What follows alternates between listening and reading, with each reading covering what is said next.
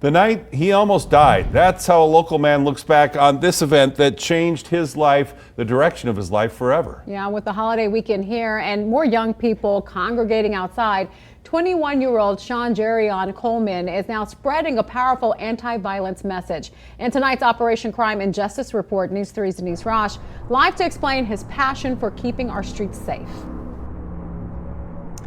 Yeah, LaToya, Coleman knows that he is lucky surviving a bullet to the face when he was just 17 years old.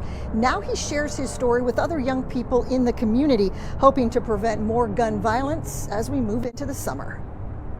We're going to have a 17-year-old male shot in the face. Can we have medical expedite? What do you remember about that night? It's crazy. It's like surreal. Jerrion Coleman says his first mistake was not listening to his gut, talked into attending a house party near Torrey Pines and Vegas. It was March 16th, 2019. Coleman was a senior at Cheyenne High School. There was just a ringing in my ear and my face was real hot. But the reason why I knew I was shot was because I seen the flash of the gun. Hey, hold pressure on your face for me, man. Miraculously, Coleman survived. Today, a small scar by his nose and another on the back of his head are the only physical reminders.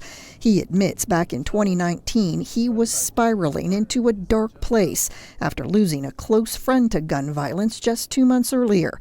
That friend wasn't the last to die. I think I've had about 40 plus friends get killed with gun violence. Now Coleman is giving back, acting as a youth advocate of Congressman Stephen Horsford's Break the Cycle of Violence bill, even helping Metro Police spread the word on Twitter. I would tell 15 and 16-year-old me, hold on, don't give up. He knows it can be a tough sell. If you see someone about to commit an act that, that's gonna get someone hurt or could get someone you love and hurt or killed, talk to them, try to tell them there's a better way. And I know people say, "Oh, talk to somebody." That's overrated, but no, your words have power. And Coleman's message is more important than ever following several recent shootings involving young people in the valley, including 18-year-old Jesse Rios. You're charged in count 1 with attempt murder with use of a deadly weapon with the intent to promote further or assist a criminal gang. Facing felony charges after a security monitor was shot by a stray bullet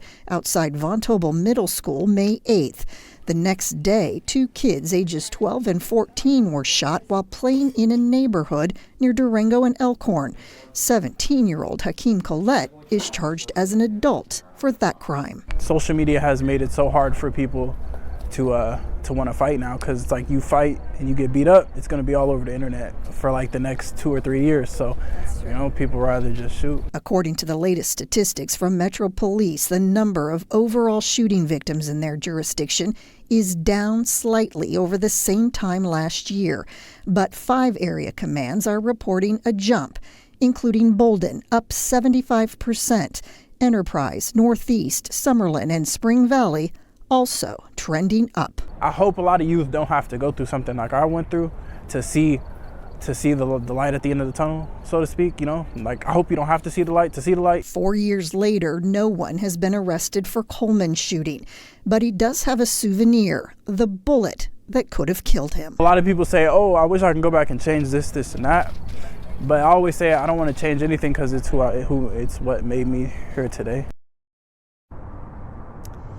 Now, just 2 months after he was shot, Coleman did graduate from high school with a 3.8 grade point average, and he says his goal now is to start up a nonprofit that will benefit other victims of gun violence. Just click below and subscribe to News 3. You'll get more stories that affect your community.